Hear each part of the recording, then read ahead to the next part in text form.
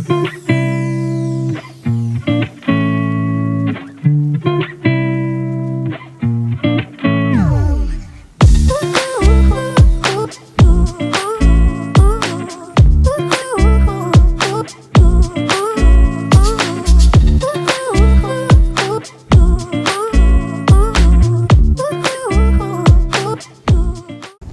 hello, and welcome to this episode of Learn Everyday English, your roadway to English proficiency.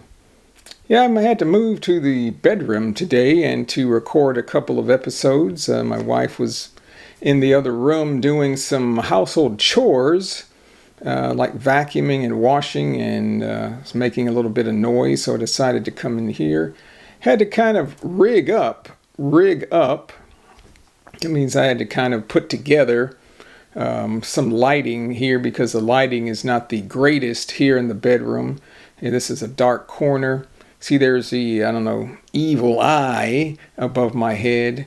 This is just a little area my wife has for, I guess for, you could say, worship, or, it's a kind of Catholic tradition.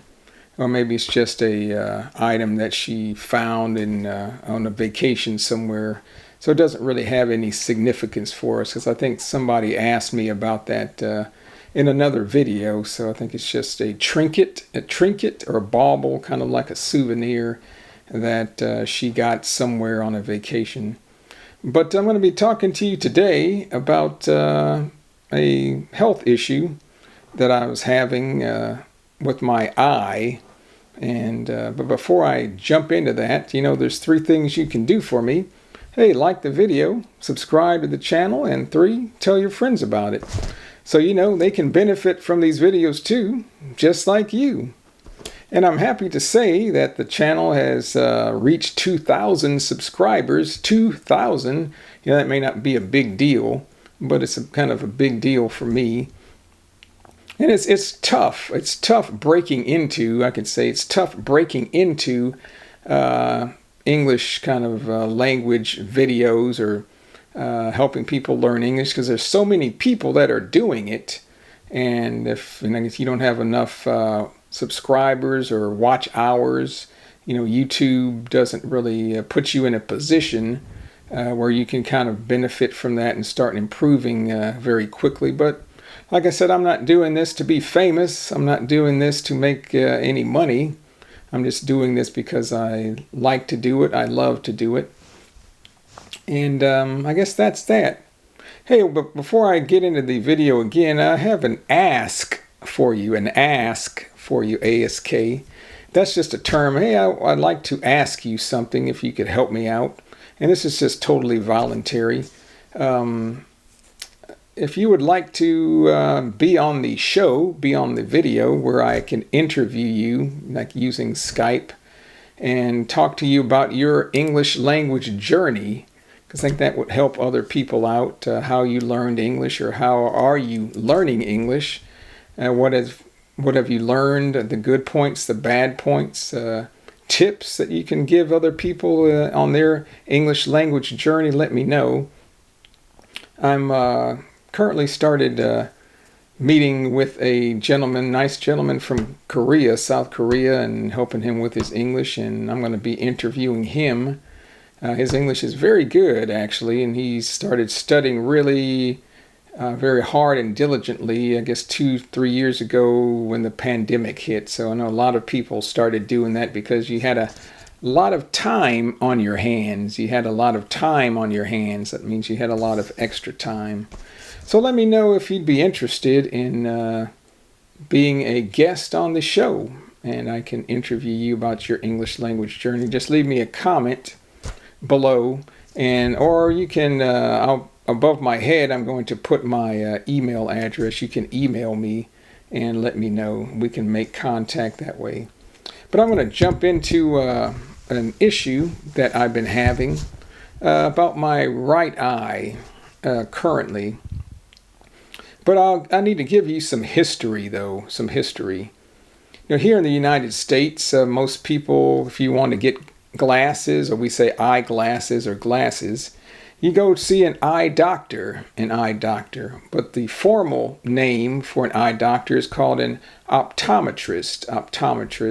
He checks your eyes out. You cover an eye, you try to read some letters or numbers, and then he gives you your prescription, and then you pick out a frame that you like, and lenses, and then they order them, and you wait, maybe 2, 3, 4 weeks. They come in, you go in to be fitted, make sure the glasses fit your face well.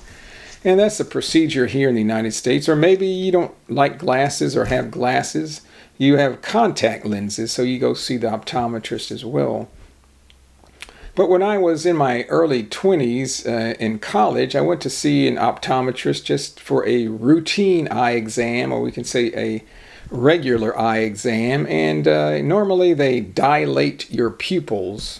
The pupil is like the small dark spot in the middle of your eye. So they dilate that, and dilate means that it gets bigger. The pupil gets bigger, the circle gets bigger, and that means it can let more light into your eye. And the optometrist looks in there, and he's looking at the back of your eye, which is called the retina, and to see if there's anything unusual. Maybe there's some tears or something else going on that he needs to know. So when I was in my early 20s, I don't remember exactly when, I think I was maybe a freshman or sophomore in college, the eye doctor, the optometrist, dilated my eyes, and he found that I had some tears in my retina in both eyes. And he asked me, "Hey, did you ever do any boxing? Fisticuffs, we call it." I said, "No, I've never boxed," because he said sometimes if you get hit in the head, it can cause damage to your retinas, which I think, if you remember a very famous U.S. boxer by the name of Sugar Ray Leonard, I think he ended up having some serious eye problems as a result of boxing.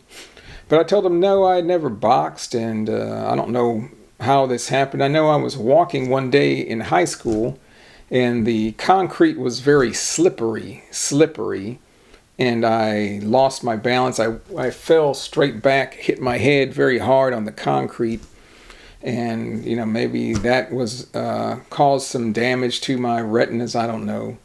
But he said, "Hey, we really need to send you to an ophthalmologist." An ophthalmologist is a kind of a specialized eye doctor, and he's more of a medical doctor because he's an MD.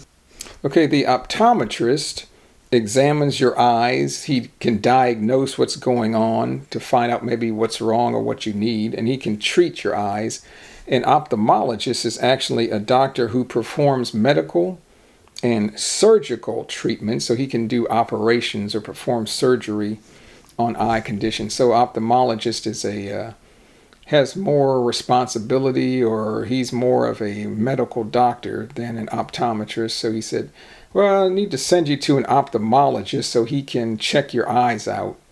So I went to the ophthalmologist, and he confirmed that I had tears in the retinas in both eyes, or in the retina on both eyes, and that I needed to have some type of specialized surgical procedure. It wasn't cutting, into my eye or anything like that, but it's called cryotherapy. And it's type of like a freezing technique. Cryo, I think, means like freezing, something like that. And it creates they freeze the tears, the places where the retina is torn, and it kind of binds or seals the retina back together and causes it to heal. So I went through that, and it wasn't really that painful from what I remember. It took a couple weeks. I couldn't do any type of exercise. I couldn't lift anything strenuous because they don't want you to strain. You know what to strain is like? Like if you lift something heavy, you strain, and you can cause like stress or pressure in your head and then in your eye. So you couldn't do anything like that. So it usually takes 10 to 14 days to heal, and you can't do any exercise for like 2 weeks. And like I said, no heavy lifting, usually over 20 pounds. So that happened when I was in my early 20s, and every year I have an eye exam where I get my eyes checked to see if there's any changes. If I need to get new glasses, I do that with my insurance.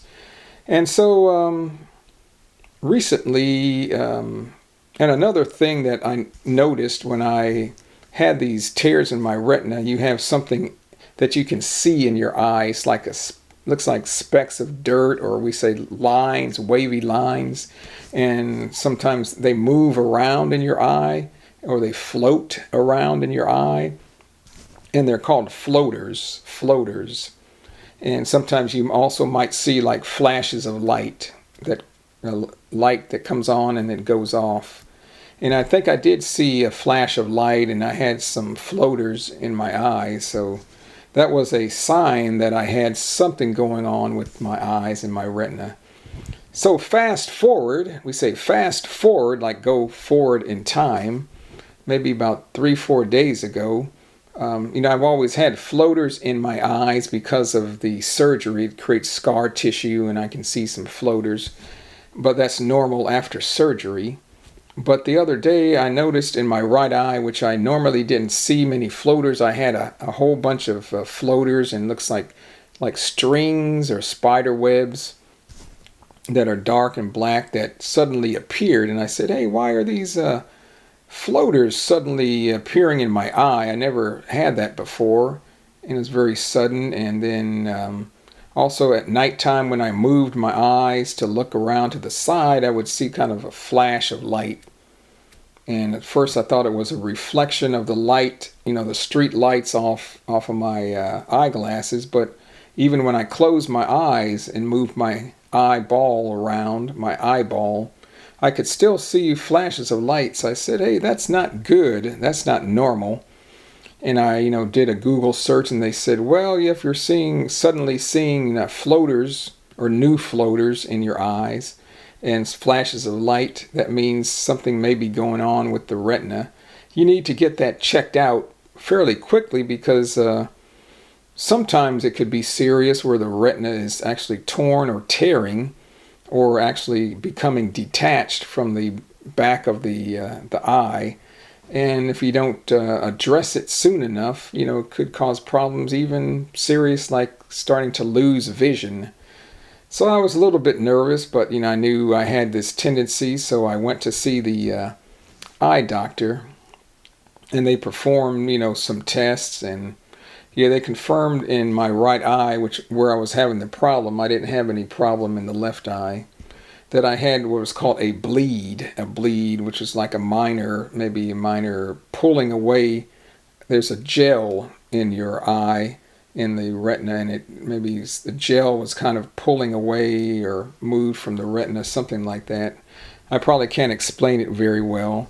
And it caused a bleed, or an area where there was some damage on the retina. And the doctor said, well, typically it can heal, and it's not a problem in like 2 weeks. Hopefully it'll be back to normal, but just monitor the situation, and get it checked, in 2-3 weeks to make sure everything is healing, or nothing more serious is going on, or the issue is progressing or getting worse. So it's been like, I think 3-4 days since I had it checked.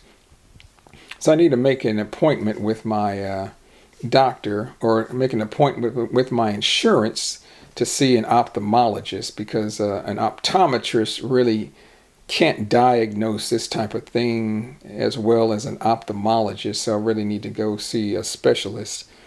And that's another thing that I learned. I have medical insurance, and that covers regular medical visits with my medical doctor. And since an ophthalmologist is considered a medical doctor, he's covered under my medical insurance and not my separate policy for vision insurance. So the vision insurance that I have covers me to see an optometrist just to get eyeglasses. But if I need to see an ophthalmologist, I need to use my medical insurance coverage plan. So I need to call my insurance and try to schedule that.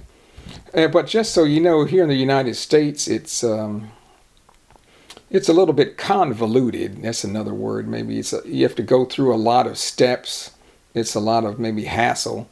So in order to see an ophthalmologist, I have what we call a primary care physician. So if anything that I need to see related to my medical condition or medical health, I have assigned a doctor. So I have to see him for everything. And if there's a special issue like with eyes or maybe gastrointestinal issues or whatever, he has to refer me to see a specialist. I just can't go see a specialist on my own. So I need to call his office. Hopefully I don't have to go see him, but I have to call his office and ask that they send a referral form to the specialist, in this case an ophthalmologist, so that I can go see the ophthalmologist just to get this eye rechecked to make sure nothing's going on. And typically to see my regular doctor, I think there's a co-payment of $35 for the office visit. But if I need to see a specialist, the co-pay I think is $60 or $65 just to see the specialist. So I need to make that appointment. So that's what's going on with me with my right eye. So I said, hopefully it's nothing major. It's the bleed issues that I'm experiencing are going to resolve themselves. Resolve themselves means like to go away, to get better on their own, and nothing else will happen, and I'll be back to normal. But the issue is the floaters that are in my eye, according to the doctor, will probably always be there. They will never go away. So seeing these kind of specks or black lines in my eyes is something that I'm just going to have to deal with and to get used to. But that's the least of my concerns. That's better than having vision loss or loss of sight, that type of thing. So let me know, have you had any problems with your eyes like this? Torn retinas, tears in your retina, detached retina? Have you ever seen floaters or flashes of light? Hey, let me know. And in reading about this on the internet, I found that it's more and more common as you get older. People start having these types of problems and they become more common. So it's nothing out of the ordinary. And I'll leave you with this note. I was talking to my brother the other night and I told him what was happening, and he said, hey, the same thing happened to me. Maybe about a year ago, I suddenly started seeing some floaters, and I went to see my doctor, and he said, well, yeah, just monitor it, but it's nothing serious. So there you go. But that's a tip for you. If you see floaters in your eyes or flashes of light, that's a sign that something may be going on and you really need to get that checked. So, all right, well, that's it for today's episode. Maybe be a little bit shorter of an episode, but I just wanted to tell you about that and let you know information about eye care and eye doctors here in the United States, optometrists and ophthalmologists and that type of thing. So hopefully you enjoyed the video. Let me know in the comments. And there's 3 things you can do for me. Like the video, subscribe to the channel, and tell your friends about it. Well, that'll do it for this episode of Learn Everyday English. Hey, have a good week wherever you are in this world, and we'll check you later. All right, talk to you later. Ciao.